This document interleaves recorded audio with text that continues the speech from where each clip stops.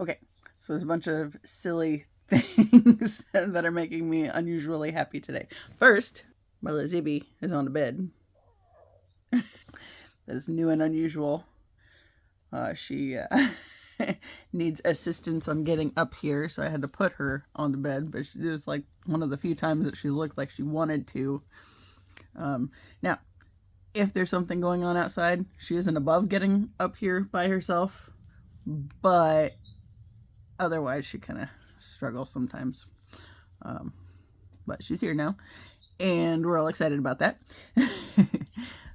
She was not so much. She always gets in her face and tries to let her know this is her space first, because she can handle the up and down on her own, right, Gidgy? And Taz was a pain on it as well, but chill now.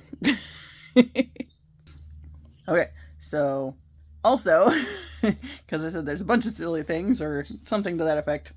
Yeah, so, well, also these earrings, how cute are these? So I started looking for just little, okay, I was looking for jewelry for these holes, right? And I ordered some off of Body Candy, and then I got sidetracked looking at studs at other places. And Etsy was one of them. And since I started looking for studs on Etsy, they offered up suggestions, right? So these were one of the suggestions that they offered, and I love them. I love that shade of blue. So I was really super excited. And then when I was looking at the other things the shop has, of course, the orange ones, and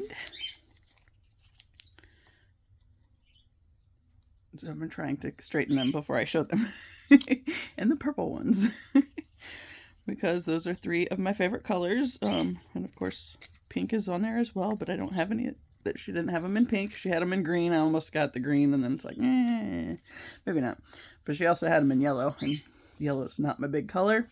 But these she had on there, and I almost got them, but I talked myself out of it. But then she sent a couple little gifts, and these were one of the gifts she sent. She's not sure why I'm so bubbly. But yeah, UFOs with the little cow and a little bracelet with the little alien stuff. Oh my god, it was so cute. So they're from Nocturne Studios 1111, so of course had to roll with that. Yeah, on Etsy. And I love them so much. And I was super excited because I saw these, I almost got them, and it's like, maybe not. And then they looked really big, and they kind of are big, but she sent them as a gift, and I was super excited. So, yay! But then another silly thing, still with the earrings, although I think I need to switch them sides since my cows are backwards. Okay, so this is one of my favorite Hawk shirts, right? Socially awkward. And after I put the earrings on, it kind of felt like he's waving to the cows. So yes, this is my life. Other thing, because that's not all of the silly things.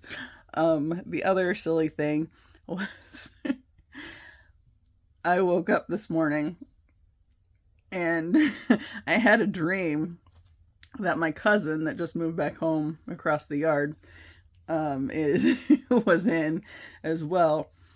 And I don't remember most of the dream. All I really remember was something about the conversation because, well, actual story, but I'll get there in a second. Was me telling him I wasn't going to give him a ride across the city on Friday for a job interview when he's broken himself. So even if he gets the job, how would he get over there? Because I'm not making that a habit. And in the dream, I was basically having this conversation with him, except for then randomly woke up with the song My Prerogative stuck in my head by Bobby Brown, I think. I don't even know when the last time I heard that song was. I mean, it's not been too terribly long, because that's what B105.7 on the radio plays, and that's what I had going for the birds usually when the clock was in the bird room. But I kind of appreciate this white noise machine, so the other white noise machine doesn't have the same stuff, but it doesn't have an actual radio. So I kept the one that I like because this one's got like rain and ocean. It has a thunderstorm, but since one of us doesn't like storms... Ooh, she just disappeared. The shadow, there she is. But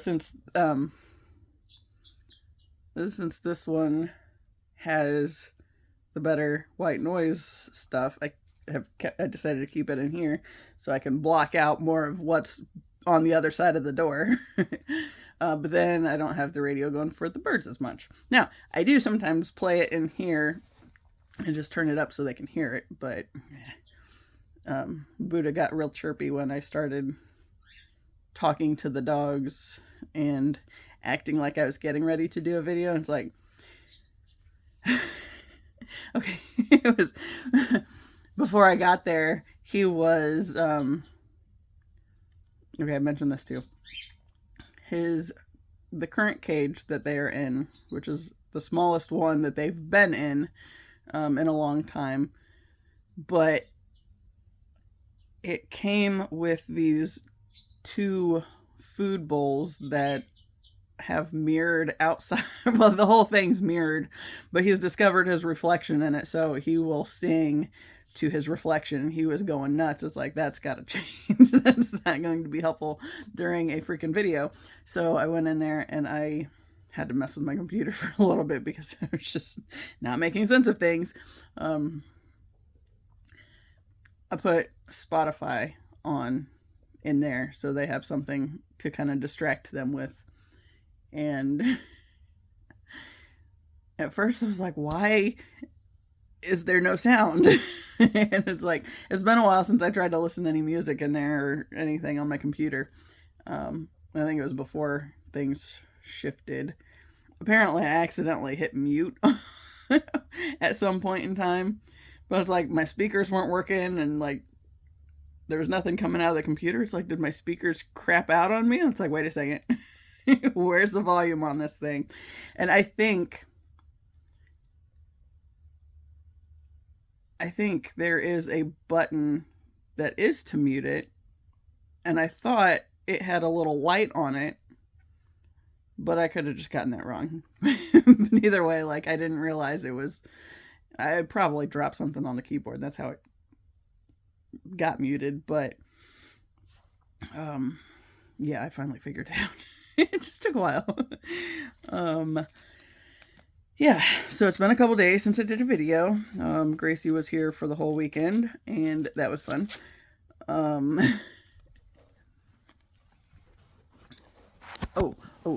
Before I go any further, I'll finish that little bit with my cousin.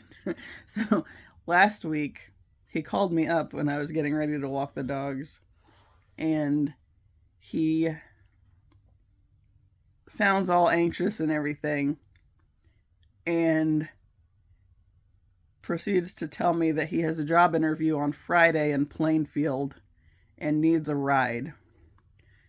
Okay, Plainfield is the other side of the city, right? So he just moved back home, and it's an hour drive to get over there. And this is just for the interview. And I was just like, okay, keeping in mind, he broke his leg and is not supposed to walk on it for like 6 to 8 weeks, right? And he had surgery on Friday. So I think it was Thursday when he called me. And I was like, I feel like there's something going on that day, but I don't remember what. But I told him I would have to get back to him. But I was just like, why, if you just moved back to New Pal, would you try to take a job in Plainfield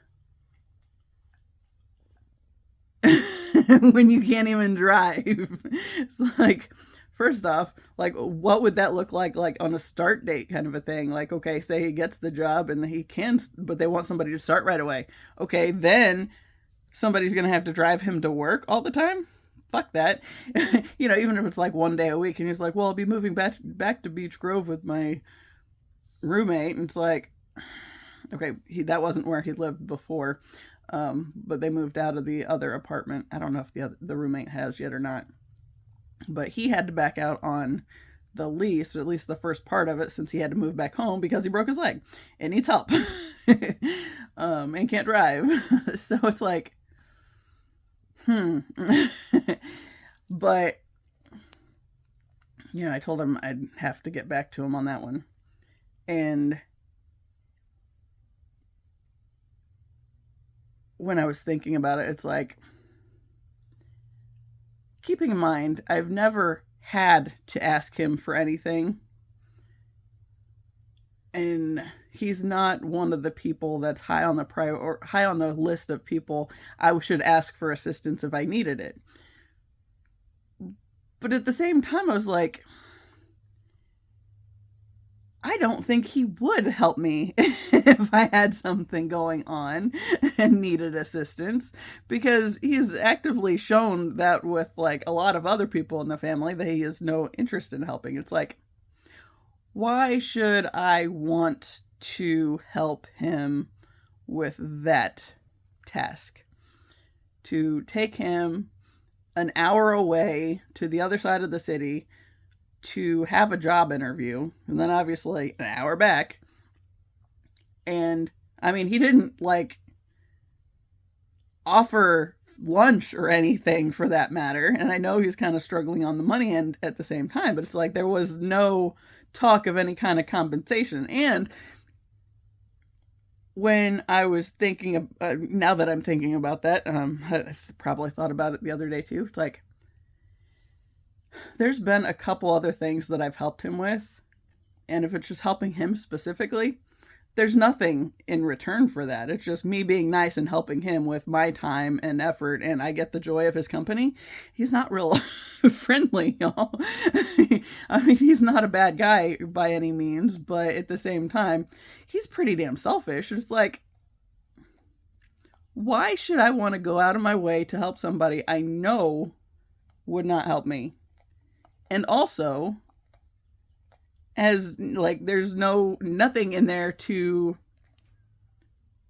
try to boost, like make it worth my while or anything. It's like, yeah, not feeling that one, but then the thought that came to mind was, good old intuitive voice. I love it so much. Because like this popped into my head as soon as I got off the phone. It was, if it is not a hell yes, it is a fuck no. And I was like, you know what? I'm going to roll with that. And I haven't put forth the effort to call him and tell him no. And honestly, I don't know that I will. I did, however, talk to his mom the other day. So the little ice cream place in town, the other day I decided to take my dogs over there for a pup cup after we were done walking. And I'm into the whole numbers thing, and I saw 11:11 at the top on the timer, but didn't say anything about it because I was in the middle of telling a story. But I always look at license plates, and when I pulled up behind this car in front of me, it's like, I was sitting there for a second, then I looked at the license plate. It's like, wait a second, I know that number, and then I look, and it's my aunt. So I had my window down and I was just doing this really kind of slowly out the window to see if she saw me. She did eventually see me, and she had taken her little corgi pup over there to get ice cream as well. So usually if we go and walk the dogs together and we decide to go to Frosty Boy for ice cream, then we Yeah, then we have our ice cream, right? We get the pup cups for however many dogs we have in the car that day. It's been as many as 5. That's a lot to, to handle. However, that day I had 4, which she didn't know Peppy was with me. If my parents are at the house, then I won't take Peppy with me because I don't think she really enjoys the walking as much. She's like 13 and she doesn't move real fast, but she does like walking. She doesn't like walking as far as like this one likes to walk. Like if I was just walking this one, we would probably walk 3 or 4 miles. But Ziva's she's 12. Taz is 9, but he gets to a point where once he knows where the car is and can see it, then he is pulling to the car. It's like it doesn't matter how far we've gone. She would just keep going. I took her skating with me one day, and I only skated 3 miles that day, and I skated the first mile and she was with me. And then I don't think she was like really thrilled about it. So I put her in the car and I did another mile where she could still see me. And then I went back and I got her back out. And then she enjoyed the last one a lot more. But, it's good for her and she likes it. But then at the same time, when only one has gotten the attention, then the others get a little snippy, and then they start butting heads more, and that's kind of a whole ordeal in and of itself. So usually we'll try to aim for ball in the backyard. It used to be a lot more than it is these days. Now I think she's happy to get the ball time, but still kind of, since it's warming up, we're not at the point where we spend like all the time out there. There have been times we spend hours in a day out there, and I'll run her hard as long as she's willing to go, and usually I have to force her to stop because she won't take breaks otherwise, unless she's really thirsty. Then she will stop and go stand in the water bowl while she's drinking. But yeah, since it's not, it's like 50 today, but it's still not consistently up there enough where it's and also it's rained a lot. There's fucking puddles everywhere. The backyard is way worse than the front, and it rained literally all weekend, so it stormed on Friday. So yeah.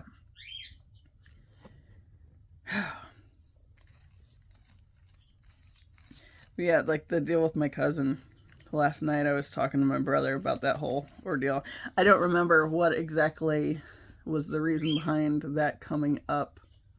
I think just boundaries in general. And, where we've kind of caught ourselves being tested on the boundary things. And, how we've been responding to that. Because it's an active process of learning where the snags have been. And like when I told him about the deal with my cousin, it's like, and I said, I really just started thinking about it. It's like, I am confident he would not help me if I asked him to do anything, especially if he had something else he would rather do. And I am also well aware that he's not above lying when he's not in the mood to do something. So I don't want to open it up where I'm just actively getting lied to about shit either. So it's like, yeah, I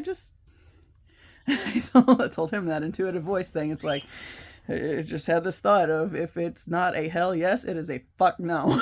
And I kind of, I really like that. And of course, when I first started hearing that statement, it was just, if it's not a yes, then it's a no. But it was like, my intuition is like boostering me on this whole thing of, is it a hell yes? Then fuck no, we're not doing it. Because otherwise I start getting wishy-washy, and then I start thinking about, but I like to help people and stupid shit. And it's like, no, we're not doing that. We're just gonna stop. And so with my aunt, Frosty Boy, when I was behind her, okay, since we frequently go there together. She knows that if I have the dogs in the car, I generally will get this cherry freeze thing, which is cherry slush with the vanilla ice cream mixed in. And love those things.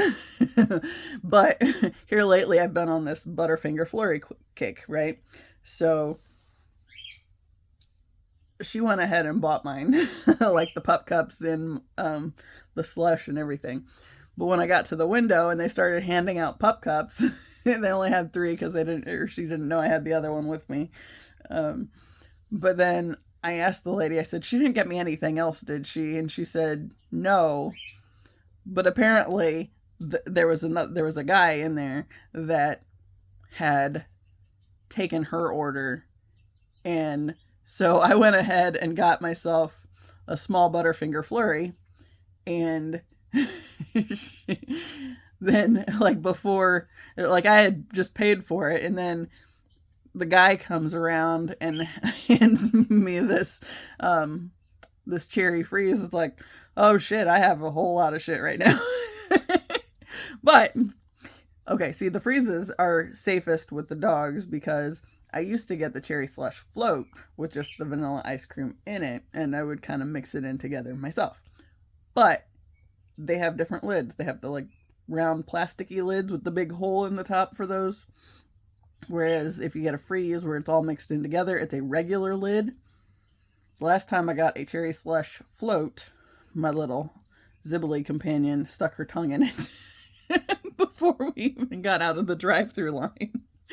It's like, oh, it was so sad. And I pulled a scoop of the ice cream out around it. It's like, I'm not going to not eat it because I just paid for this ice cream. But I'm going to try to get the part she touched out of it. But yeah, so that was the whole thing. I told my mom what she did, and she's like, and you just ate it, didn't you? It's like, I just paid for the damn thing. Of course I ate it. It's like, I did try to get rid of what she licked. But yeah. So the Butterfinger Flurry, I asked them to put a lid on it, and it was the rounded lid with the hole in it. So it's like, since I'm just going to the parking space, yes, I hear it. It's a big truck. We're on alert now. Our neighbor has a construction company, so he's like, it's right there. See, you can see it. It's right there. It's going by. Yeah. Yeah, so they got big equipment. But anyway, yeah. I was just like, okay, Butterfinger Flurry going to the floor. The cherry freeze went to the cup holder, and she did try to lick the lid, and a little thief. But they forgot to give me a straw, so it's like, yeah, that's all right. I don't need it right now. I will, put it in the freezer when I get home, since I have 2 things, and I don't need 2 things right now. So yeah, I put my Flurry on the floor to keep her tongue out of it, and to not show my aunt that I got anything else. But I mean, it wasn't that I was trying to hide anything from her by any means. She knows the first thing I always do is tackle giving the dogs their ice cream, because okay, if you have 4 pup cups, that's a whole ordeal in and of itself. So I usually just put Ziva's on the seat next to her or in the other cup holder, and it stays real well there. There are 2 cup holders at the back of the armrest and the escape, but they don't hold the cups real well. And since Peppy's the little short one in the middle of it, I couldn't have them in the cup holder and reach through where the other 2 weren't going to try to steal Peppy's ice cream. Even though I let everybody have a little bit of it, because she's 13, she's little and extremely overweight anyway, so we're not going to not let her have the ice cream, but at the same time, she has a little less, it's okay. Because she's not as big as these guys are, so she's not going to work it off like they do. That's the big thing. Her exercise aside from when we do drag her along because nobody else is home. She doesn't. She'll go outside. She might run to the fence corner every now and then, but since her eyes are kind of not the best, she didn't do a whole lot of running either. But I mean, also mainly because of the lead in the butt. But yeah. So Thursday. Okay, so last week I was talking about I had the Scream movies, and I knew they were due back real soon, and it was like the set they had at the library had 6 DVDs in it, right? So since I've been doing so much working in my room, I've used that time to watch like horror movies. It's like I feel like I have to make up for all this stuff that I was never allowed to watch before, or I was told that I was somehow bad for being interested in before, or whatever bullshit that I bought into way back then. I was actually thinking about that this morning. It's like, I don't think, okay, like the really gory stuff, the Terrifier movies, okay. What I like about the Terrifier movies is just the the silliness, I think, of the clown, and like,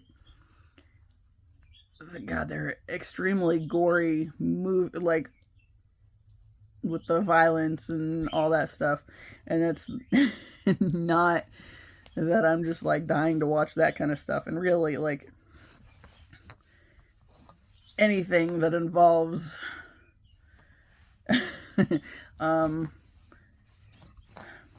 some of the extensiveness of like the violence and the nudity with it and all that stuff. It's like, I don't really care for that kind of stuff so much. But then I think the contrast with just the silliness of the character in like all the other spaces, and like just some of the shit that comes up with the dynamics between them like is where I am into those movies, right? But the gore end of it, not so much. But I feel like since I've been doing so much cleaning,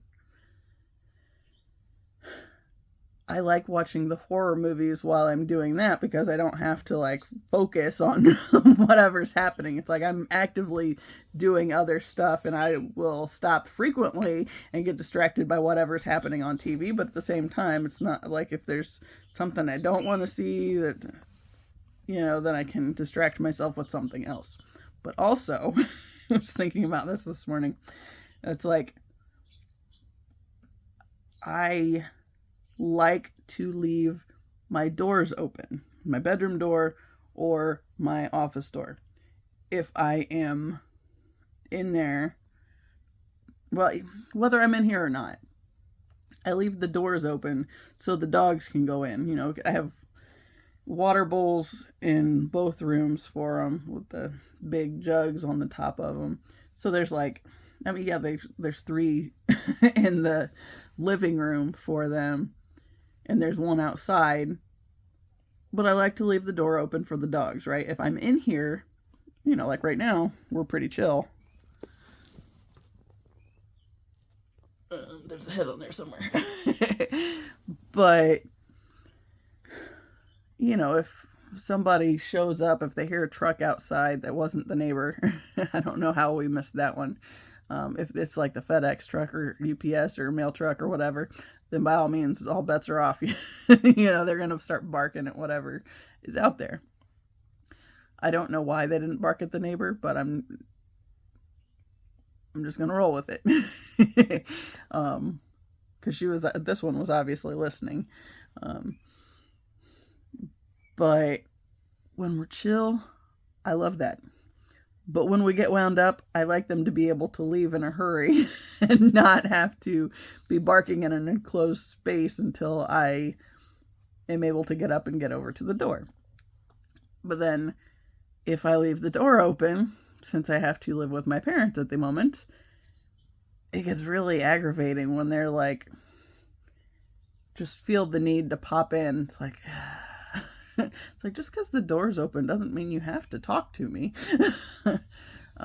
But if I have the horror movies on, then they're less inclined to want to chit chat, for one thing. And, there was one time I was watching, was it Jordan Peele's Candyman?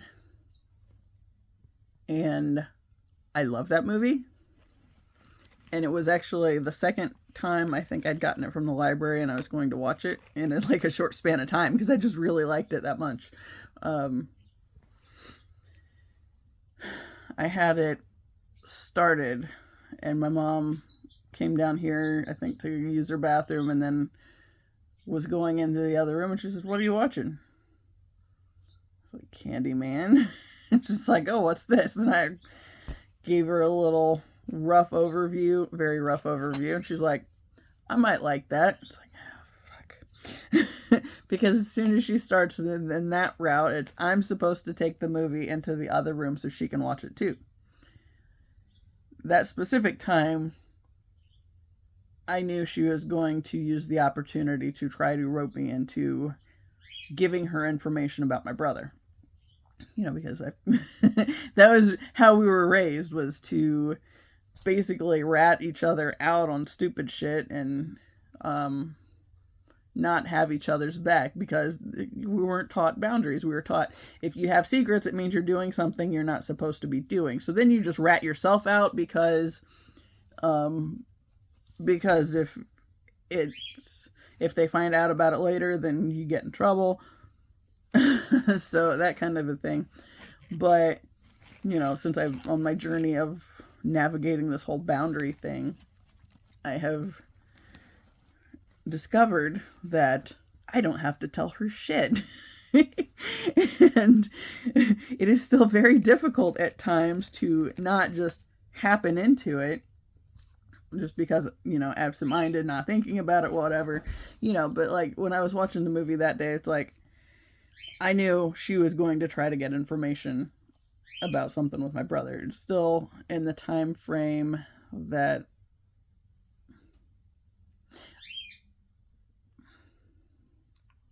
it might have been around Christmas, in which case my grandfather was gone, but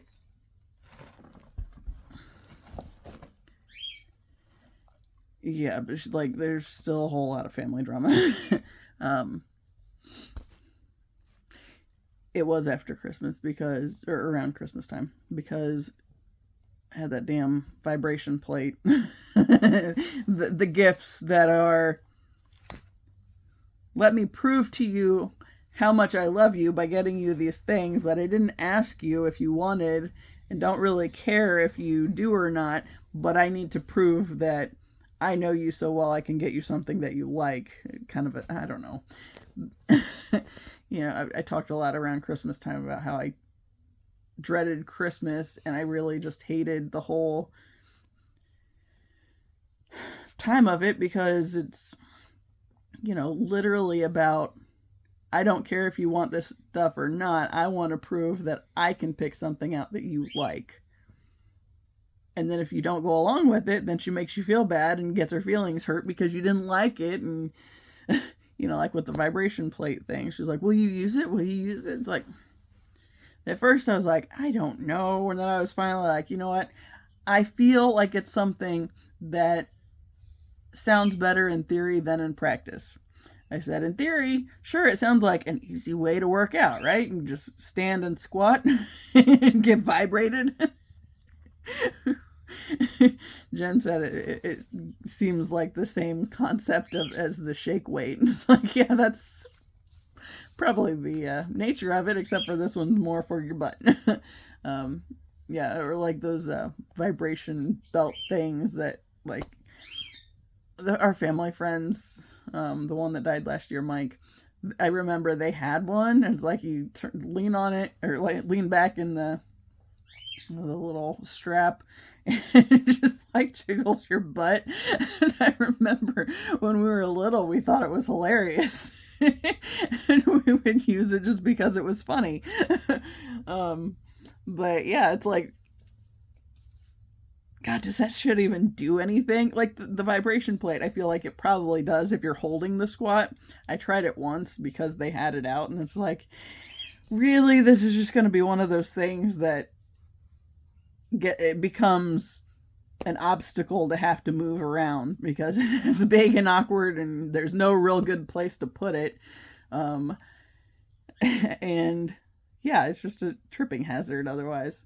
So what I told her on that end was, it's like, I would rather have the money to be able to get Ziva to the vet to get her caught up on her shots, because she's like, she was way late at that point, and she did end up giving me the money out of it, but then she decided she was going to keep the thing because she might want to try it. It's like, so basically you got me something for you to try so you could say that it was for me and have a gift for me, and you have my gifts out of the way or whatever. It's like, this is it's just not interested.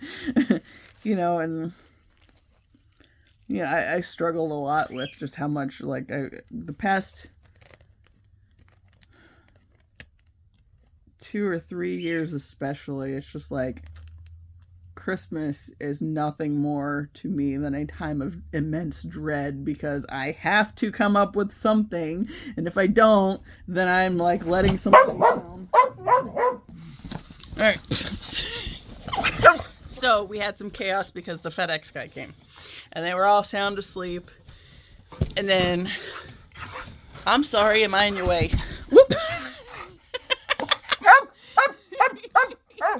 Stop. I don't need to hold you, dude.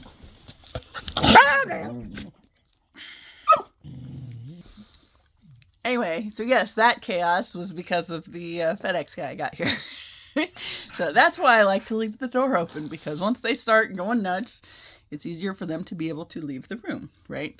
And Taz gets wound up to the point where he has a hard time calming back down. I have these things that I brought in here and had on my bed. They're little hooks, obviously, because I painted these things, and I keep moving them, and I was like, I should bring them in here and hang them up. And it's like, I thought about, I've talked about starting a little Etsy shop on here for stuff that I paint, so I looked like I could put stuff like that on there.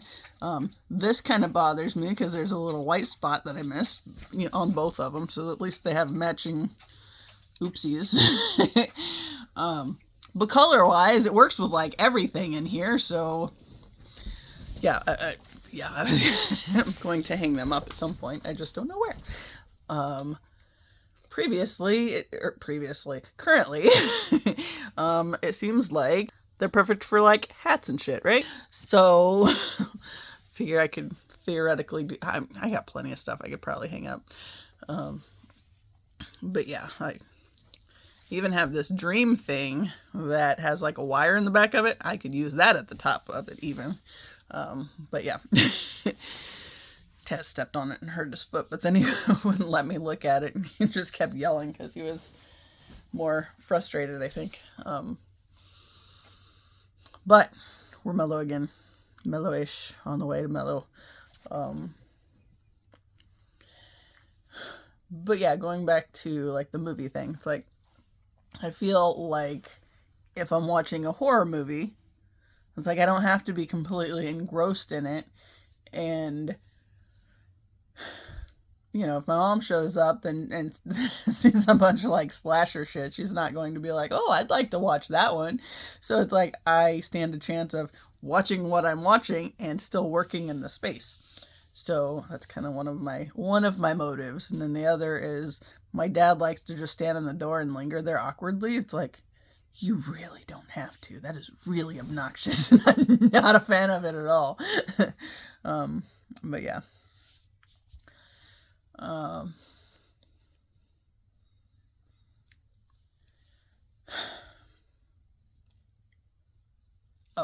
Thursday. Thursday, I was watching Scream 2. And I knew I was on limited time because Because, no, Thursday was Scream 1. And Gracie came in on Friday after school, and I was watching Scream 2 that day. And if I leave the room for like more than 30 seconds, then I will pause the video, right? And this just like completely blew my mind, because I've been keeping the remotes, especially the DVD remote, on the chest of drawers, which is right under the TV. So, and it's over here in this corner where the Blu-ray player is, so I can, if I have to pause it, I put it right back, because then I know where it's at, right? And I don't lose it or hide it from myself or whatever. So that day, I would have had time to watch the whole movie before Gracie got here. But I think like a third of the way through it, maybe,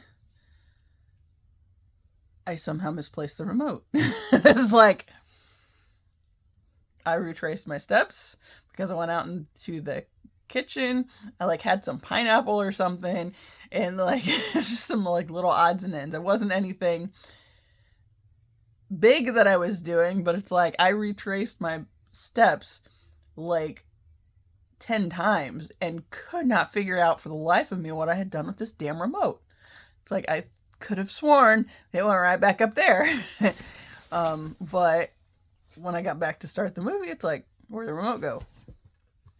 And I could not find it for the life of me. It's like, this is silly. And I was frustrated. I kept going out there, and like at one point my mom was at her computer, and it's like, she's like, what? And I said, I have annoyed myself. It's like, I know I had the remote and I paused the show that I was watching, but then I went back to restart it, and it's nowhere to be found. First off, why the hell does not like every single Blu-ray player have a freaking pause or play and stop option on the player itself? This one has 2 buttons, and it's for like open and close and power. He's like, why the fuck would you not have the play button on the damn console thing, right? It's like, that just doesn't make sense. And it really annoyed me because, of course, then, and no, this one doesn't have a flap, I don't think, that hides the buttons. The one in the other room does. But anyway, it's just like, why would that not be something that everything has? Doesn't make sense. So it was annoying me because I could not figure it out. Eventually, Gracie got here, and it's like, well, I'm just going to shut it off because I don't want her to walk in on me when I'm watching that. For the same reason it is a motivating piece while I'm in here and my parents are the only ones around. The same reason I don't want the child being around when I'm watching horror movies. She doesn't need to see any of that stuff. So, yeah.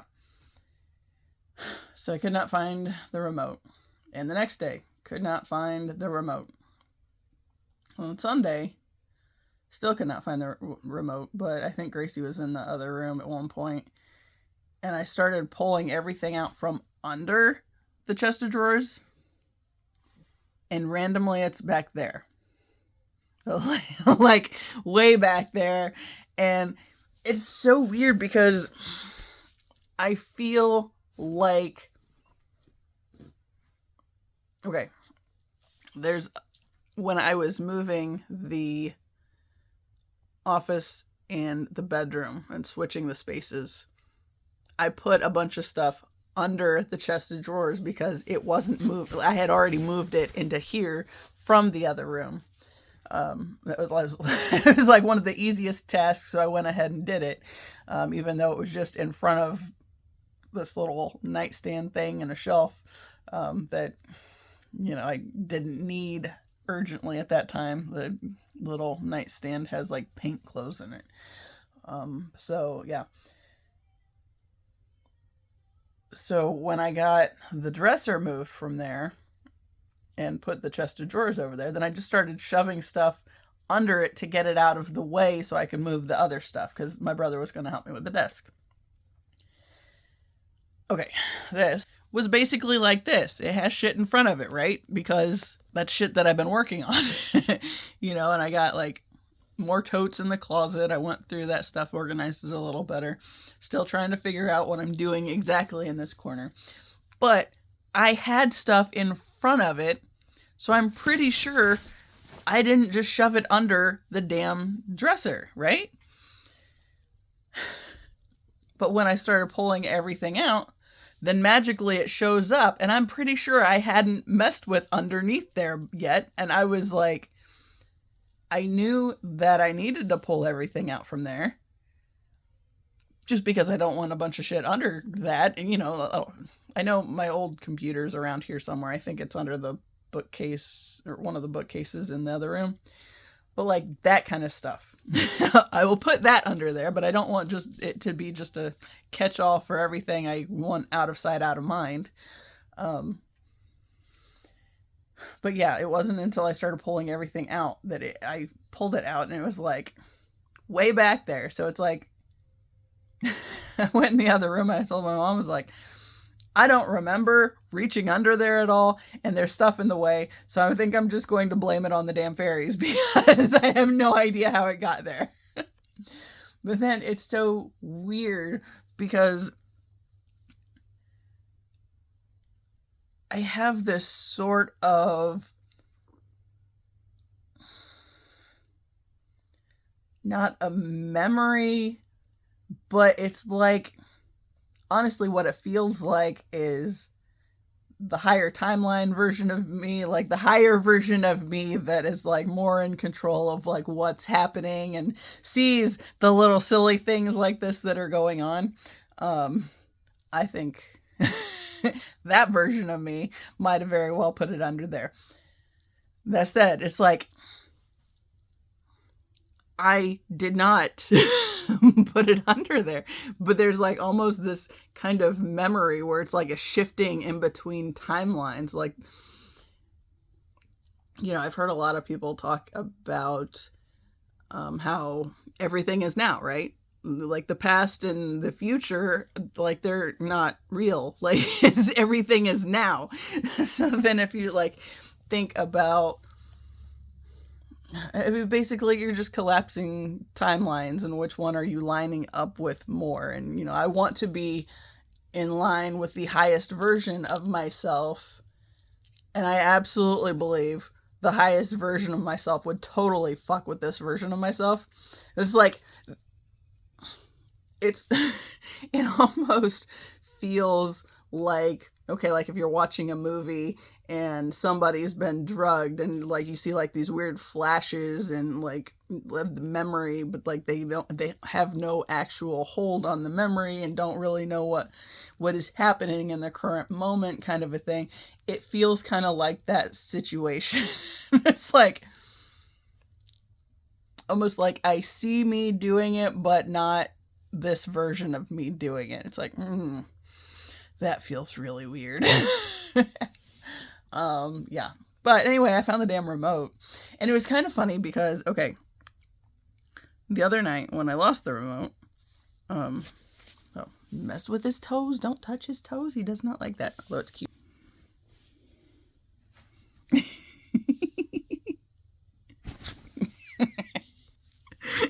Anyway,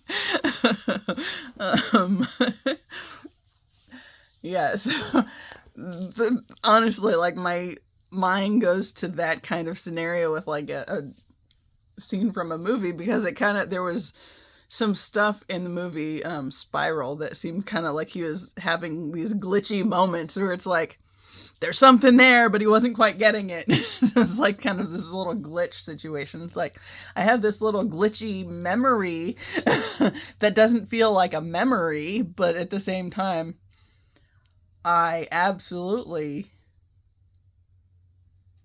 think higher version of me would fuck with current version of me. Absolutely. I've seen it in other ways in my life. Yeah, the one that comes to mind, mainly because I have the binder in the other room and I moved it the other day.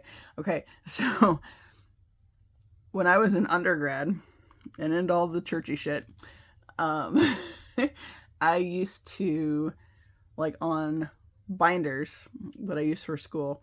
I liked the ones that had the clear pouches on them. And I'd get some kind of pretty paper and put some kind of song lyrics for a song that I loved on the front of it. And then like a Bible verse on the pretty paper in the back. Right? So I had this day after I moved back home after undergrad. Okay. My eye goobers. Like I could see it, I could feel it. It's just driving me nuts. But anyway. I don't know that I think I got it, but anyway. I had shoved a bunch of stuff in the closet in my brother's old room, which is now the current office. And I don't remember exactly what was going on, but I remember I was basically having like a sort of spiritual temper tantrum. And I just kind of had this thought of,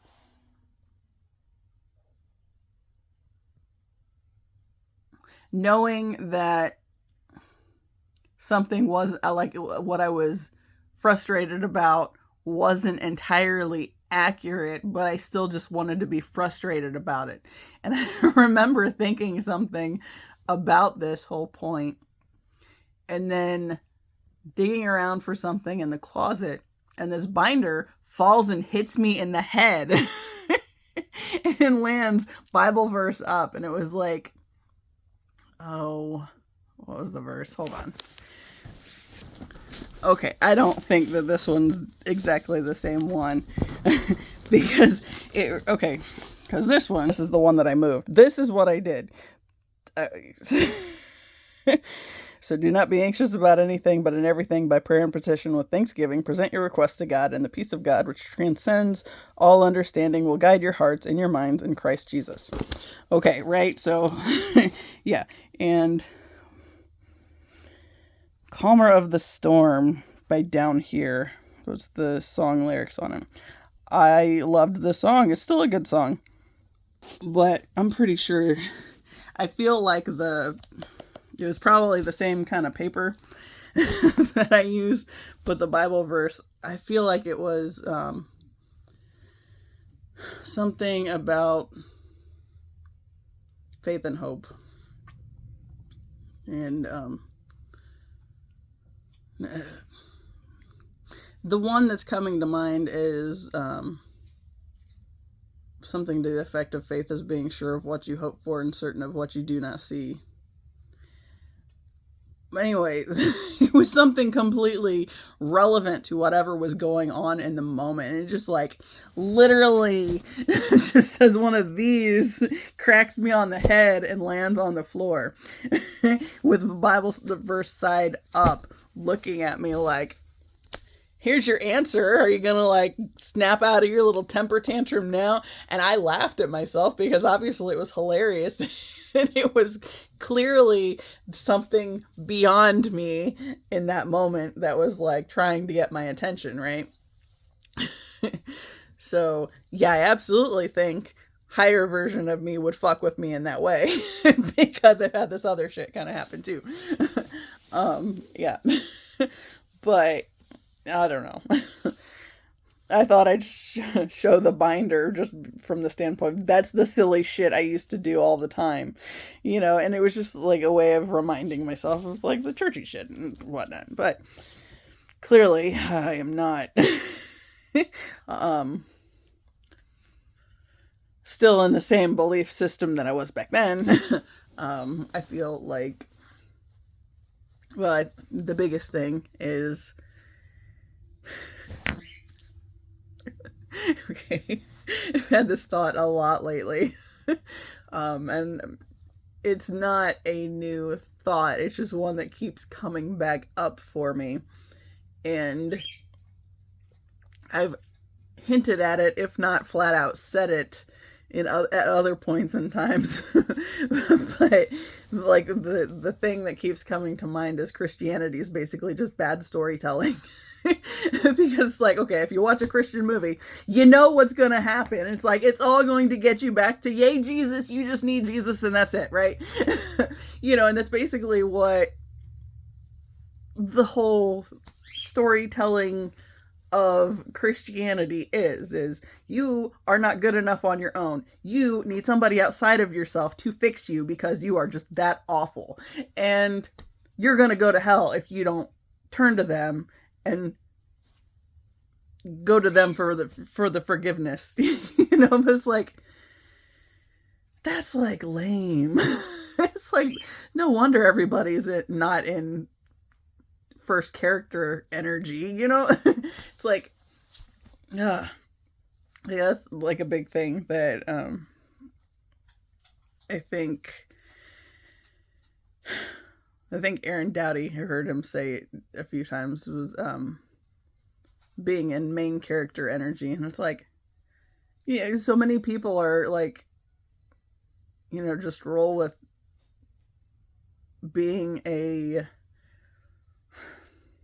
not being the main character of their own story. It's like, this is your own fucking life.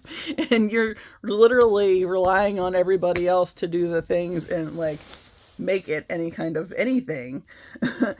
And it's like, I don't want to do that anymore. And for the longest time, like, this is really one of the things that I struggled with the whole, like, I've always known that using my voice is a big thing that I'm supposed to be doing. And I struggled immensely with the idea of saying the shit like that Christianity is just bad storytelling. Because I grew up and spent a lot of years in the system of conditioning that was trying to condition me into believing this shit, that all it does is make you not have boundaries, get jerked around by everybody else's stuff because nobody thinks they have to deal with their own stuff. And it's like, okay, the idea of people, I go back to that, before basic training, 2011, my best friend at the time and I went to watch a movie for my birthday, and then she said we should go get birthday drinks, and there was this little pub near the place we were at, so we decided to go in there for a single drink because we both had to drive, right? And while we're sitting there, my drink was about empty, and the waitress comes over and brings me another one, and it's like, fuck, I didn't want that. And she says, from the guy at the end of the bar, it's like, okay. But then I was like, the whole thing didn't sit right, and I was like, Angie, I didn't want this. It's like, I really, we're getting ready to go home. I was like, but then I kind of felt like because of that conditioning, it's like, well, because I have to be nice, even though I didn't want it, it's like I'm somehow obligated to drink it. So I drink it, which, I mean, whatever.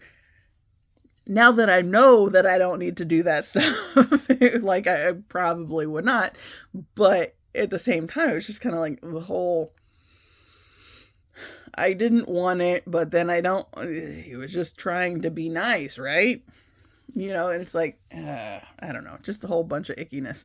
But then I was like, I said, nobody's ever done this for me before. How do you react in this situation? I was like, I feel like I'm obligated to go say something to him now, right? To at least thank him for the drink.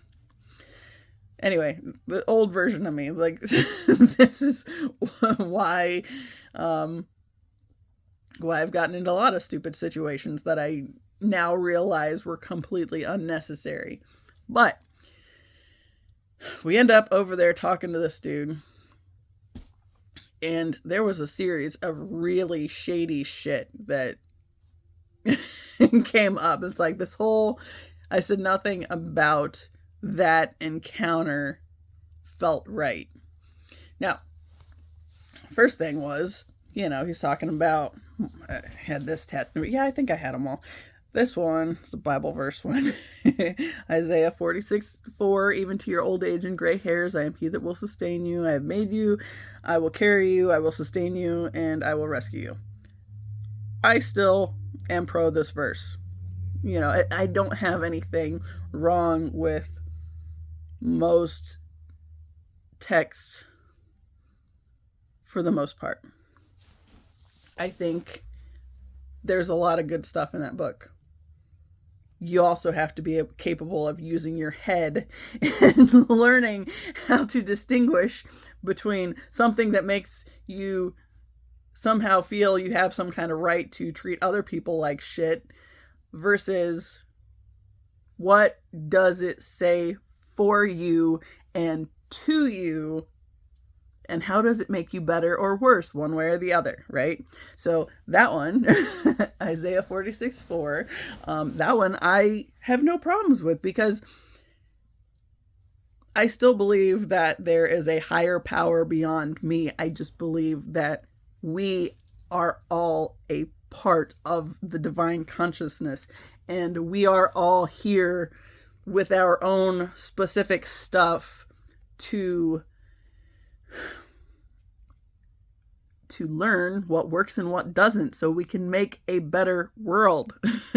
You know, and I feel like religion just gets in the way of helping people to make things better, because if you don't have Jesus, you're going to hell. So yeah. And I have no problem thinking that Jesus is up there laughing with me. So yeah. Yeah, we go way back on this journey. But anyway, so the guy at the bar, right? So Angie and I are talking to this guy at the bar, and it's completely I don't like any of it. But we sit down and are talking with him. And the first thing, or one of the first things he says was, if you decide you don't want your tattoo anymore, I'm a plastic surgeon and can help you remove that. It's like, I said, thanks, but I paid to put it here, and I think I will keep it. And actually, that one, I think somebody paid for it for me. But I think the ex that I thought I was going to marry, I think that was one of my birthday presents. I wanted it, so he paid for it. That's okay. He was willing. And just because it's on me forever, I still don't have a problem with it, because I still really like the verse. And you know what? The verse came to me at a time when it was shortly after me and the first boyfriend broke up. And I was really struggling with a lot of things. And it wasn't because the relationship ended. I ended it. You know, it was just all the layers of hurt that started to come up, and basically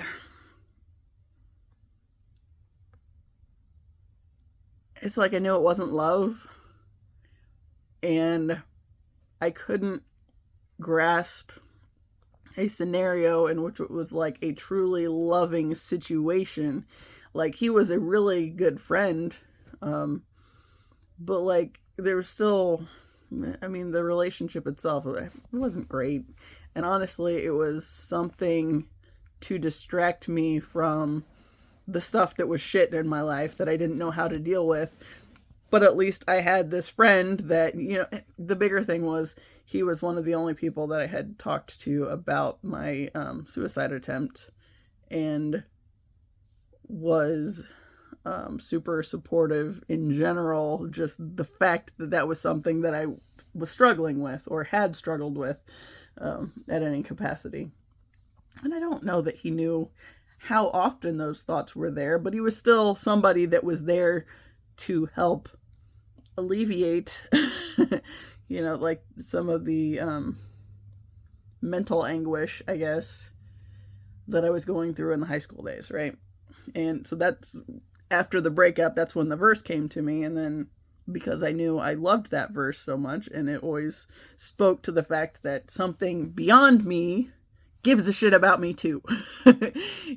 So I still like the tattoo. I think the little flowers on it, I mean, they're supposed to be plumeria flowers, 444.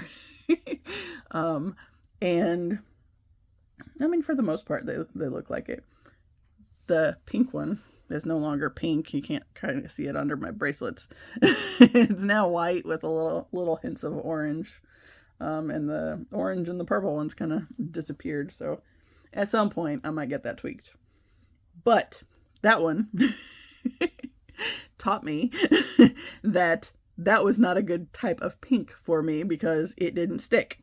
The tattoo I have up here that I have sleeves on, so I'm not going to show you. You've probably seen it before if you watched any of my other videos where I've had t-shirts on or tank tops. But she used a different type of ink because I mentioned that I had the one that none of the pink had stayed in. And I think one of the tattoo that I was having done at the time when I was talking to that girl was by an apprentice, and she happened to be talking about there were certain types of pinks that just did not hold for people. And I don't know if it was like ever or just like specific people. If there's something like specifically wrong with whatever, like the body chemistry or whatever. I don't remember what she was saying about it on that end. But she's talked about how some people, the pink won't work. It's like, but I love pink, so when I told her that this other one, the pink hadn't held, she said she got a different type that should hold a lot better. So anyway, I digress. Back to the bar. So this guy who's like in his 40s, and that would have been my 28th birthday. Yeah.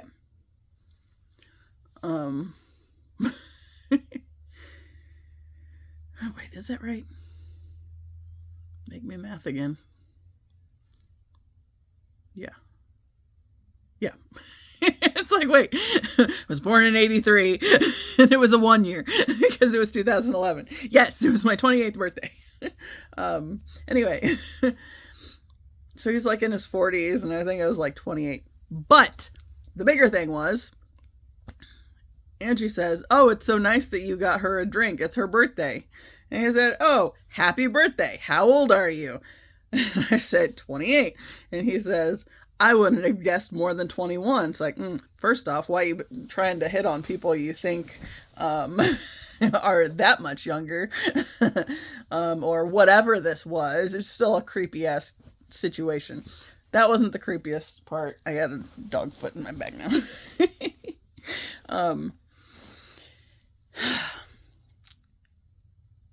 What was the other thing? Well, I feel like there was like 4 things that were like really sketchy as fuck. It was just the combination of them. It's like, definitely the tattoo bit, the plastic surgeon. Well, he said he was a plastic surgeon, new to the area, conveniently, of course. The other thing was, at that point in time, there was a case that was going on in the news a lot where some girl, I think in Bloomington, had been abducted while she was out riding her bike. And, there was some news story about that on the TV over the bar. And this guy starts talking about it. And what do you think about this? And, that kind of stuff. And it's just like,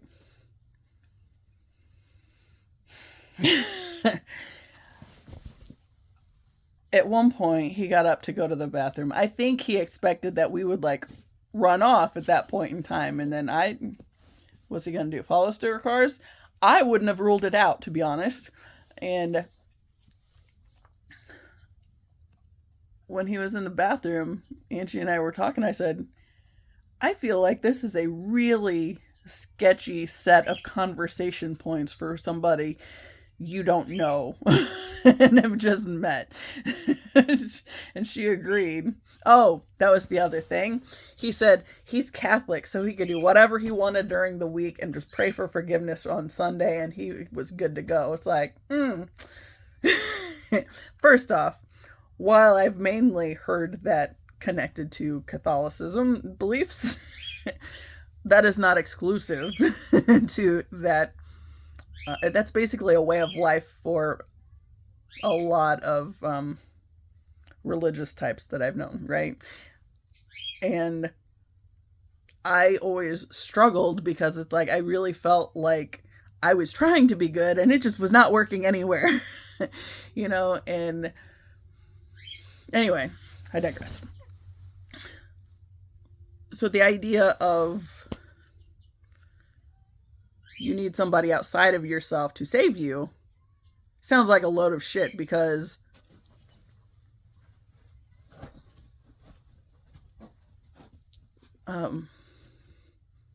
if you don't do the work, if you don't put in the effort to heal the parts of you that have been damaged along the way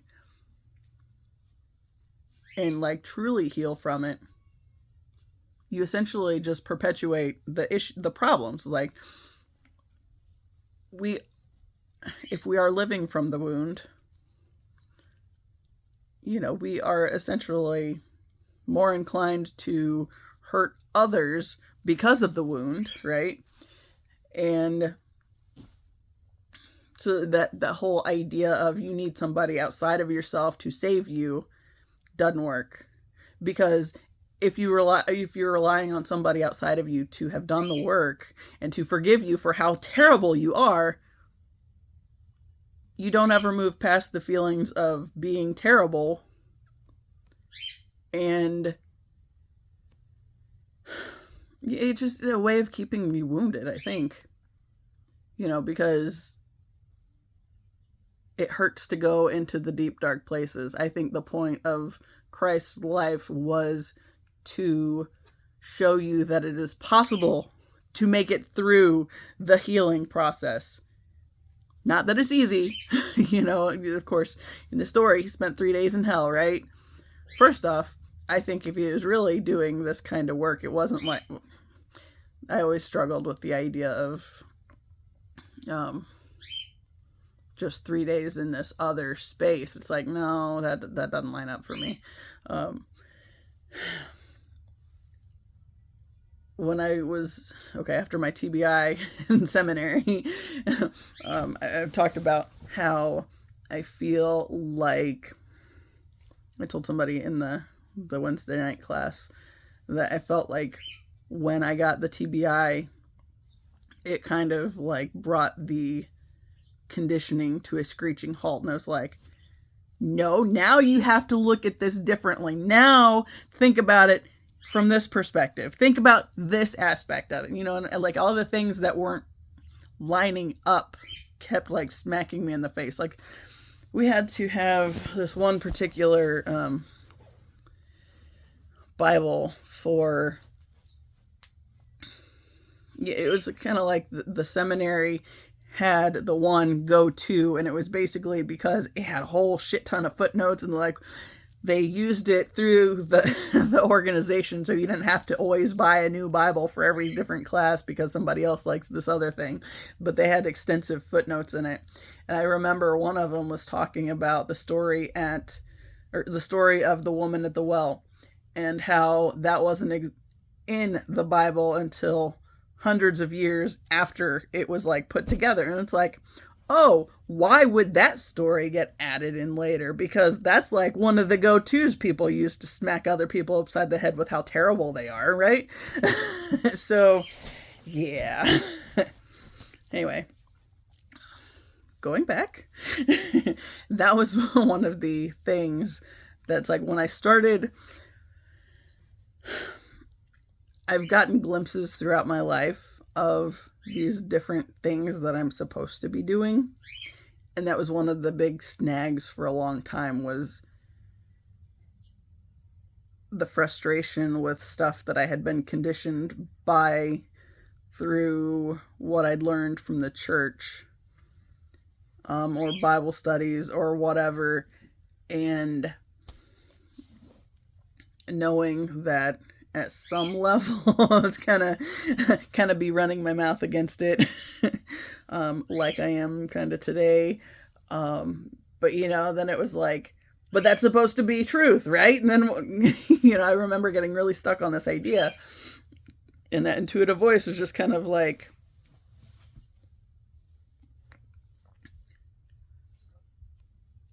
uh-oh. It's okay. There's a truck out there. It was kind of, oh, fuck. We might not be completely done. He's still out there, but he's in his truck. Oh, he just drove. He went the other way. Zippily jumped up here by herself. She didn't make it the first time. She had to do it twice, but she did get up here. So she can't. Anyway, that intuitive voice, with the conversations that I randomly have with myself, if you will.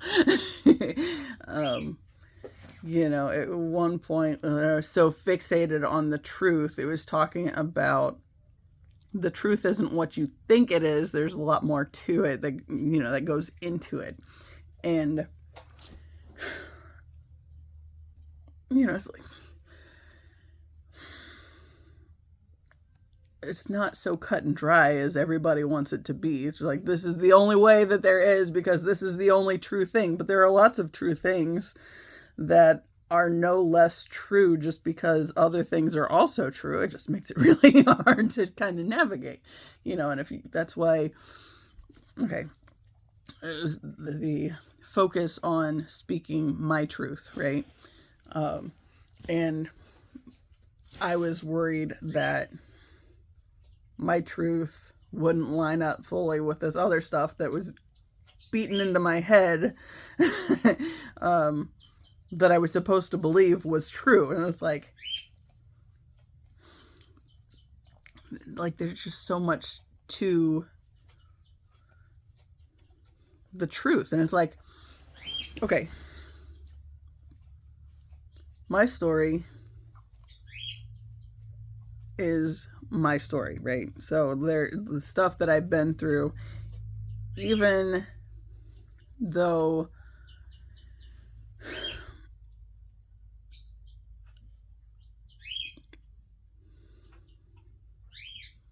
one of those complicated points, try to speak it clearly. So it's like, even though as I am doing my own healing work, like the stuff with my family, was I raised in a very toxic situation? Absolutely. And are there things about me that also have made me sensitive to certain things more so than others? Yeah. Which is one of those things that I've been working through a lot. But,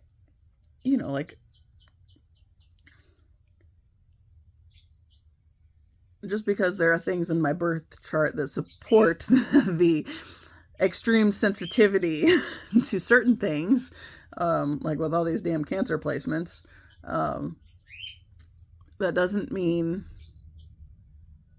that they affected me any less than they did. Because, there's still a whole lot to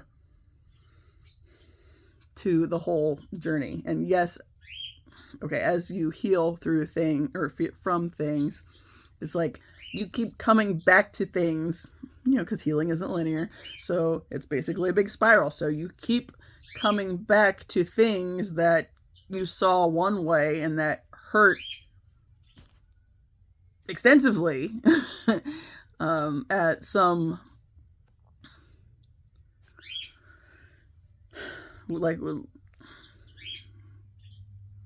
yeah. It's like a lot of the stuff that I'm going through with navigating with my parents and whatnot. It's like, yes, this whole environment has been extremely toxic. Does that mean there were never any good moments? No, it doesn't. That is something my brother and I struggle with a lot, because it's like, it's not that they're exclusively bad people. It's just if you don't do the healing work to heal your wound, what's the thing about if you don't heal your wound, then you'll bleed on the people who didn't cut you, kind of a thing. Kind of that idea.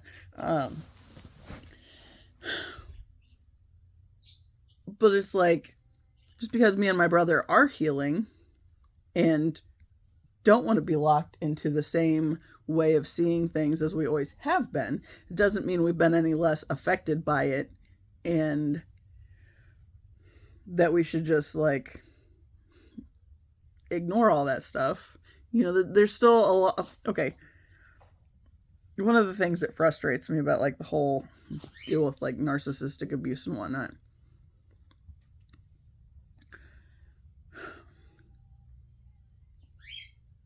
I don't think they can never be fixed. But I think when you are in a situation where you, like, living here, being 41, and having to live with my parents again to process through this healing shit, and seeing how deeply it's affected me at all these various levels, we have still existed in this toxic space together for an extremely long time.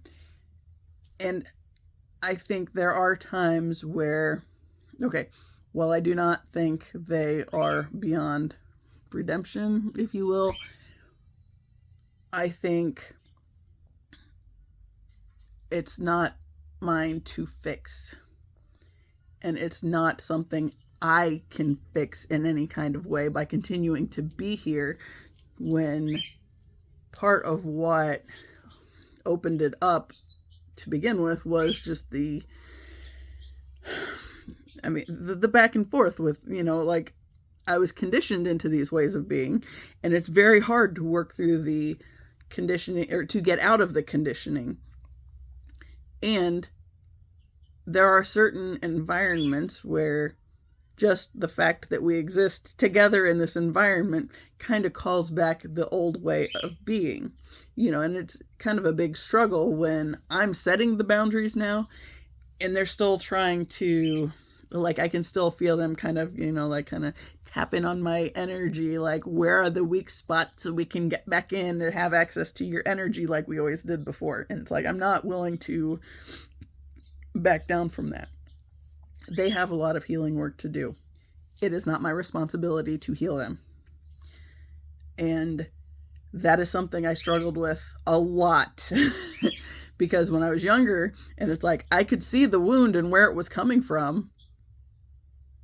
And I thought since I saw it, that meant I was responsible for fixing it. And it does not. And in fact, just because, you know, me thinking that I had to fix it was a form of toxicity as well, because it kept me locked into the way of being that allowed them to treat me the way that they were, you know, because I didn't have boundaries, because I didn't know we needed boundaries, you know, but that was always the thing with church that absolutely bothered me. It was, I would, you know, that little Southern Baptist church that I went to starting out at, and, you know, that had the Bible verse up on the wall with, for God so loved the world that he gave his one and only son, that whosoever believes in him shall not perish but have everlasting life. But then the idea that if you don't have Jesus, then you just go to hell. And it's like, that doesn't work for me, because I feel like a truly loving God, that wouldn't be a thing, right? Now, it goes back to that whole free will point. And some people choose, for whatever reason, to remain in the toxicity. They want to stay negative. They want to bring people down as much as they can, you know, because whatever benefit they get from being in the negative space, which my family is just incredibly negative. It's really hard to exist in this space knowing that I don't want that life anymore, you know, but also knowing they're looking for every opportunity to pull me back into their misery because that's where they choose to be. I don't choose to be there. I want... This is part of where I was where I was starting at. Okay. When I lost my remote the other day,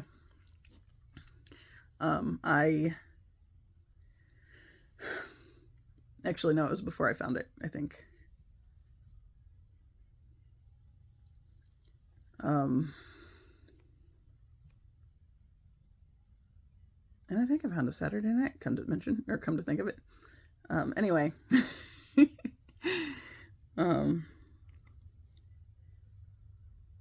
So I was in here, and I decided to start pulling things out from under the dresser, right? And it has been a struggle going back and forth constantly with knowing I want a better life than the life that this life set me up for. You know, 'cause these people want to pull me into their misery and keep me there. So I will take care of them and never do anything worthwhile for myself. I'm not okay with that. I have mentioned many times that, okay, like I remember last summer getting to a point where I was talking on here about I don't want my family at my wedding. It's like they've been to one and it was fine, but I don't really want the people that were at that one at the next one, because I feel like most of them were happy that I was in a situation that wasn't going to work out. You know, my mom said that if I didn't want to go through with it, I didn't have to. But when I needed my dad or my brother to be the ones to try to talk me out of it, and they didn't, then it felt like I had to go through with it, right?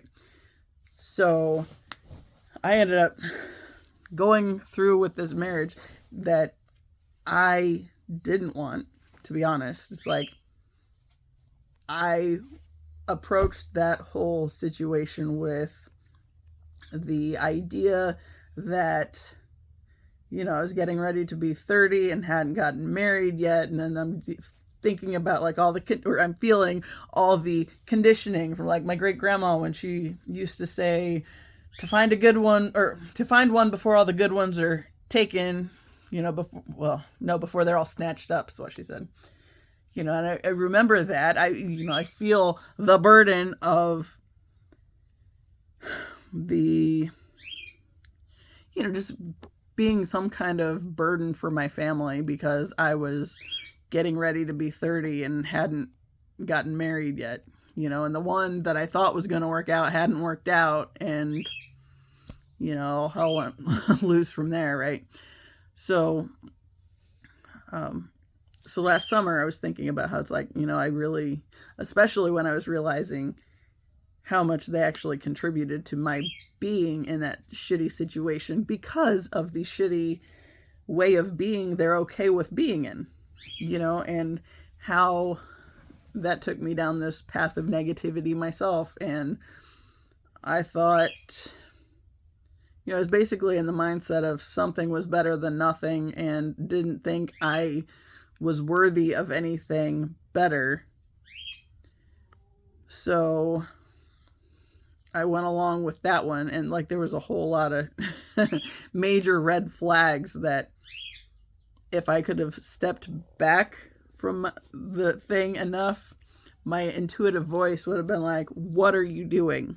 This is not where you are meant to be. But, you know, like the day of my wedding, I went to the entrance interview that was the morning of my wedding day. And it was mainly because I knew if I spent time with myself and actually gave myself to think, then I wouldn't be able to go through with it. So I just tried to keep myself busy and not thinking, because I felt like it was something that I had to do, lest I be a burden for my family forever. And I agree. She sighed with me. High note, I wouldn't have this lovely angel if I hadn't done that. So, or the other two for that matter. Hi, thank you. Yeah. But yeah, I was literally busying myself to keep from being forced to listen to that intuitive voice. And yet it didn't go away, because I've talked about how walking down the aisle, it was yelling at me, "What are you doing?" It's like, you don't even like each other, let alone love each other. Why are you doing this? And looking for all the opportunities that send me back the other way. Like, even in the middle of the ceremony, it's like, I was so distracted because I was so not wanting to be there in truth, that at one point we dropped hands because I thought the pastor said something about the rings before he actually had. So then we're just standing there awkwardly, not touching each other. And that voice was just like, see, go, you can leave. You don't have to do this. But everything in me was like, but then I feel bad because I'd be leaving in front of all of these people and all the money that's gone into this bullshit and all this stuff. And it's like, obviously I went through with it, and it was not pleasant by any means. But I realize in hindsight that there were specific things that I was there to do. But it's like, even that, it's like, because of what I came here to learn, essentially, which was largely how people end up in those kinds of situations and feel too stuck to get out of them, and the idea of having a failed marriage, and therefore you don't deserve any better, kind of a thing. It's like, no, I don't agree with that at all. And I think the true happiness that I'm looking for, and already found in a lot of ways, but for the life and the people that I want in my life,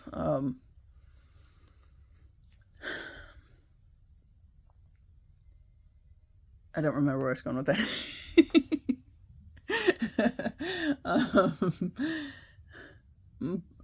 Just that just because the one didn't work out doesn't mean you're forever doomed to be miserable. And I feel like that's part of it, is a lot of people end up in those situations because they feel like they don't deserve anything better, and there's not going to ever be anything better if they don't stick it out, right? So then they just commit to being forever miserable and bringing other people into their misery because they're afraid to be alone or whatever. And it is hard when you have to deal with yourself, especially all the toxic ideas and stuff that you had along the way that you had to work through, on, the aftermath of all of that. But yeah, which is largely why this whole twin flame connection's been essential for my journey, because that's literally been the thing that has kept me moving at times I very much wanted not to. It's like, nope, we're not done yet. We're going to continue working through this shit. And it sucks, but you still got to do it.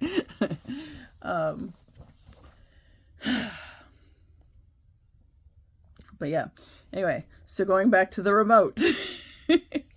So I've mentioned that I don't want my family at my next wedding.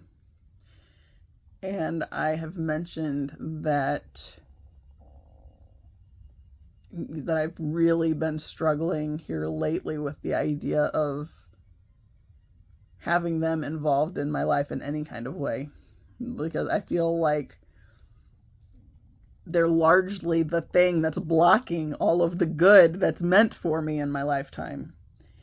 And so when there's another truck, I think. It might be a semi, the main road. Thought it was turning down here for a second. She was perked.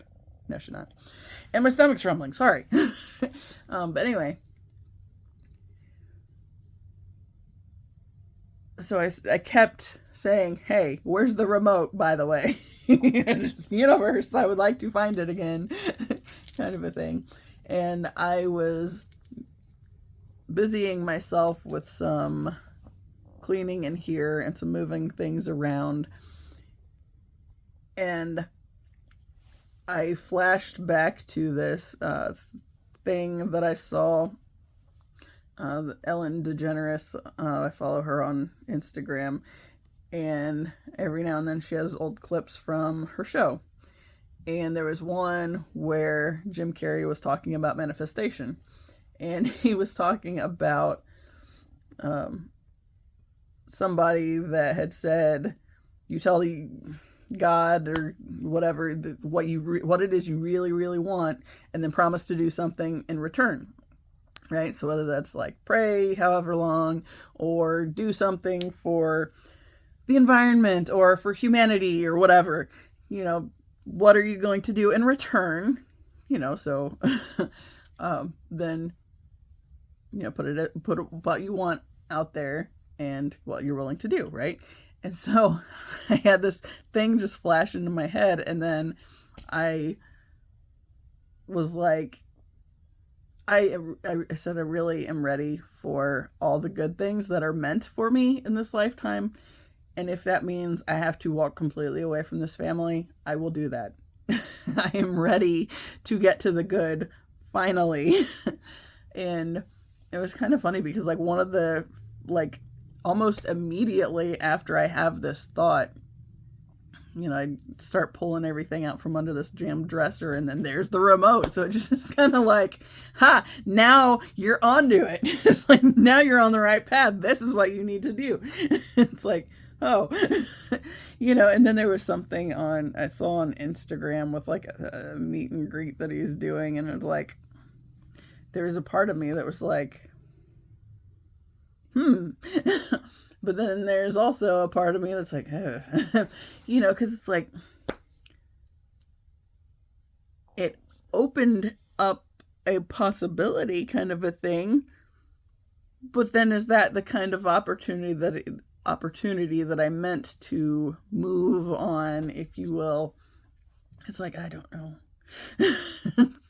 And then is my reluctance because there's still a part of me that's struggling with the worthiness aspect of it, or just trying to block myself? Or is it really that I just want the universe to make it happen? And but I think the big thing on that end is you still have to take steps to do the things, right?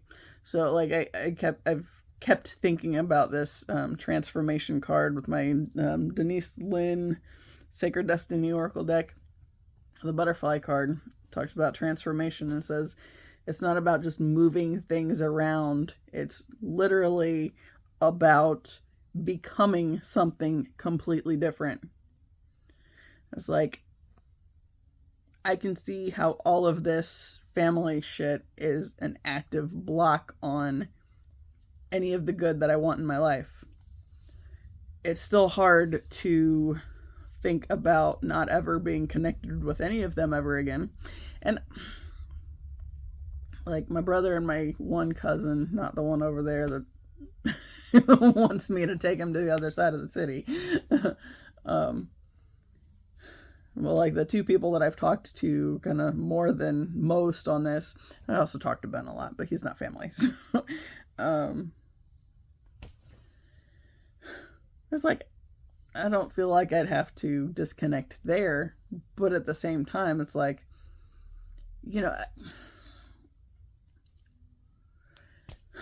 Dr. Ramani, I watched a video where she's talking about gray rocking. And the idea of gray rocking is, that the narcissist thrives on the reaction, and that's basically a source of supply.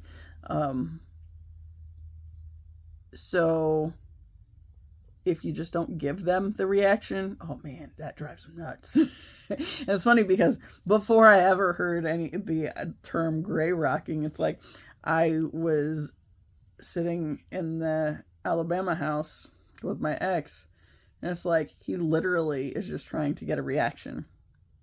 And then I got to a point where it's like, I'm not going to give it to him. I just like created this like sort of wall and blocked myself off from being affected by the bullshit that he kept trying to drag me into. And oh my God, it worked. You know, and I've talked a lot about how he is largely how I know the rocks work, man. Because I started carrying the red jasper around. I didn't have a necklace back then. I had one that was in my pocket. It might be in my pocket at the moment. But there's so many rocks in my pocket that I don't even know what I have anymore. You just sit down and go through them again. But I started carrying red jasper around, and it was because it helps to ward off negative energies. And then it's like it was like I took a step back, and then it's like, he's just looking for a reaction. Stop giving it to him. And I stopped giving it to him, and it pissed him off. And it's like, I wasn't always good about not giving him some kind of reaction. It's like, there were a few times I got tripped up. But by and large, it's like once I started like really blocking his access to my energy, then it was game changer. You know, and it's kind of like when I left for good. This dog. Please don't woof in my ear. One of the things I hated doing was blocking all of his friends and family that I had added on Facebook. But it was like, I know his mom actively goes in and snoops around in his son's mother's Facebook stuff because she doesn't have any kind of sense to have it, any kind of privacy settings put up on it. So it's like, knowing that we use some of that stuff in court. Because she found it online, you know, because she left it open for everybody. And it's like, okay, well, this isn't working for us, and this is where it's a problem for us, and this is why it was a problem especially for his brother. It's like, that was his brother and his son were the two that I was there for, more than anything. And you know, so I don't feel bad about what I had to do in my time there. Thank you. Because she wasn't like his son's mother was really toxic. It's like, if the kid had had a good parent to go to, I was all about that good parent having access. But it's like, with those two, it was more, who's the lesser of the two evils? And it wasn't that my ex was any less evil. It was, at least if the court said his kid had to be in therapy, he was going to have the kid in therapy to make himself look better. Now, you know, once he got custody of him, as I was getting ready to leave, you know, because I had to take his son to some of those therapy appointments, and the start of them was always meeting with the parent first. And since I was there in that place at that time, I absolutely told that therapist I was leaving and why I was leaving, and that I knew it was not going to be helpful for the kid. But at that point, I had to do what was best for me, you know, and that relationship was not it. But okay, so there's like 2 pages. The Dr. Romney is one of them, but there's also this Richard Grannon guy that I've seen recently that's had some things that were like, ooh. And I think it was him that was talking about, like, really, you know, if you like kind of put up some blocks between, okay, I don't remember what I was, what it was exactly that I saw. What I received of it I was thinking about first the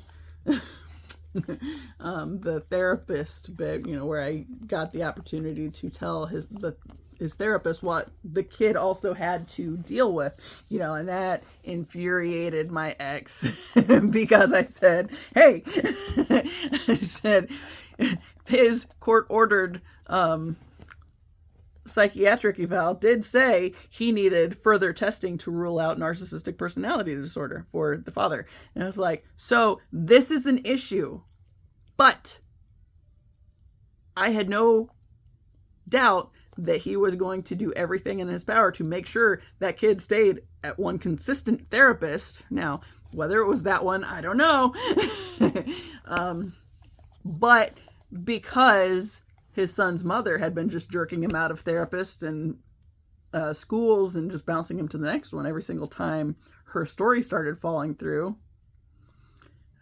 I knew he had the sense of he didn't want to look as bad as she did. He wanted everybody was going to know that he was somehow better than she was. It's like, you're not any better than she is. You're just more likely to be focused on trying to make yourself look better, that you keep him at one consistent therapist, right? But not because you feel any obligation to the therapist. You're just trying to make yourself look better, and then the other part of that was,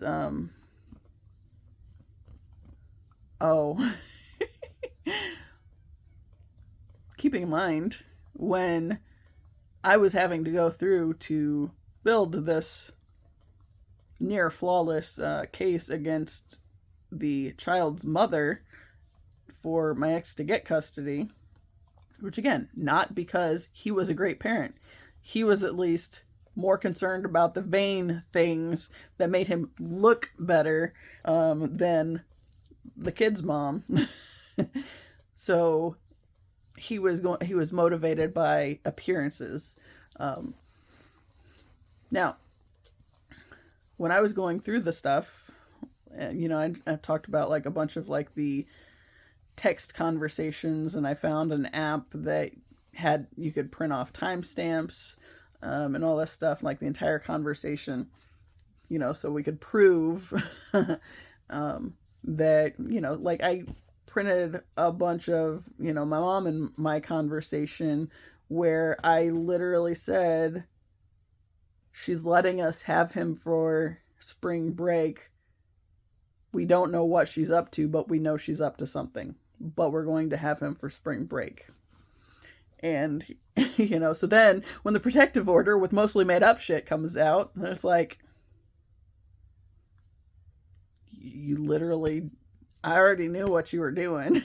It's like, you can see, we said there was going to be an issue. We knew there was going to be an issue, and there were multiple conversations. I think he had that conversation with his mom as well. It's like, we know there's going to be something that comes up from it, but we also know that she's at least letting us have him for spring break. So, that kind of stuff.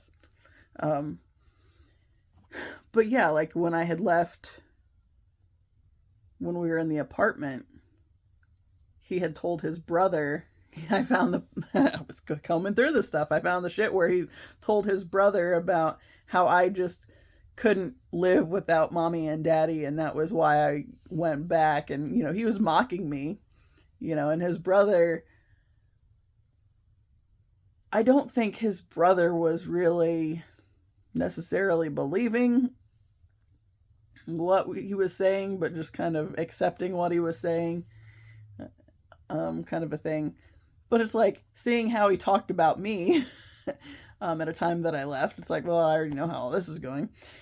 So before I left, one of the couples that we hung out with a lot down there, and he worked with the husband. And, there was another couple that, we spent a lot of time with, and the daughter of the first couple was having a housewarming party because she just moved in with her fiance and they got a new house and all this stuff. And they were having a party. I left after the party. Like, the party was on Sunday. I left the next Friday. And I wanted to make sure to have the opportunity to go see our friends and be like, hey, yeah, I'm leaving. This is why I'm leaving. So he couldn't just talk shit about me. This dog is really like, why are you still doing this? It's almost 2 hours in again. Yeah, I don't know. I'm almost done. But yeah, like something about the Richard Grannon thing. Like he was talking about, the disconnecting and how that kind of thing infuriates the narcissist, and it absolutely did.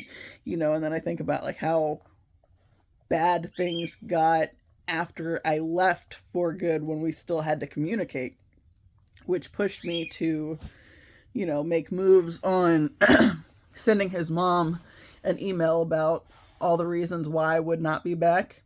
And,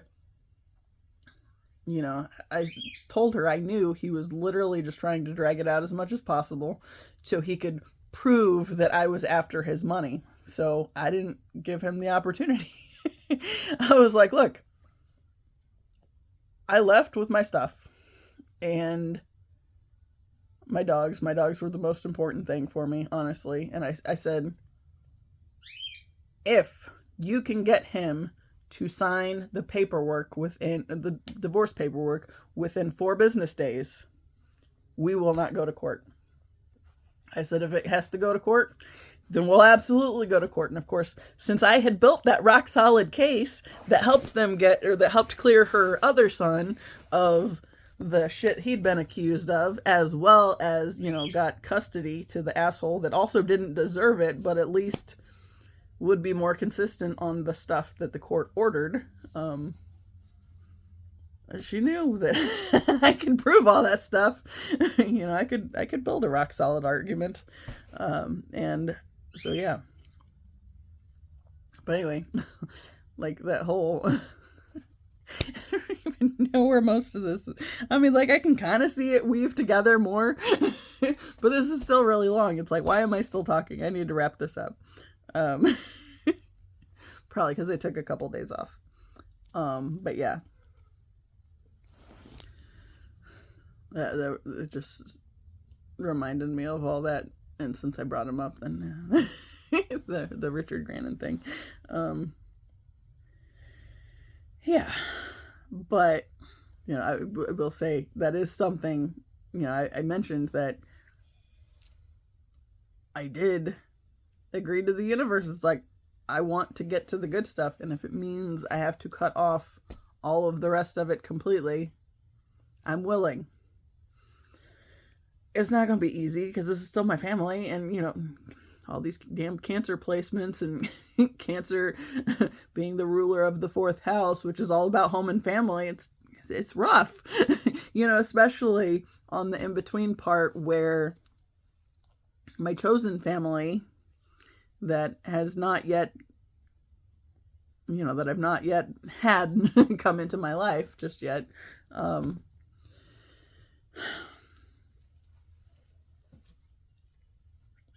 It is like I have to clear out the junk, if you will, before I have room for them to come in. And that's kind of where it's sticky, I guess. And I'm really, I'm really wanting to line up with the path out of here so I can go be isolated elsewhere and start working on setting up my own space where I don't have to be living in the middle of this chaos for the time being. Oh, the other thing with my one cousin that wanted me to take him to the other side of the city for a job interview. And I was like, okay, if you get this job and they want you to start before your leg's done, how are you going to get over there? That kind of thing. I feel like a big part of that is the universe testing my boundaries too. Because if I let myself get talked into helping him, then my family would see it again as, she's coming back, we're getting access again. And I can't do that. And I won't do that. So that's there's the little sticky spot. But I feel like that's kind of where I'm at. It's very hard. But anyway, we're damn near 2 hours again. Every now and then that happens. Although I will say that I think the videos that I've done where it's been like 2 hours, even though there's slightly more chaos for a while, it's like I kind of like them a little bit more because I feel like I get to a little more things that I don't normally give myself time to get there otherwise. Because it takes me a while to get into these things, except for today where I was talking about the silly things. Anyway, I'm going to shut up and wrap this up. As always, I appreciate you, and until next time, see ya.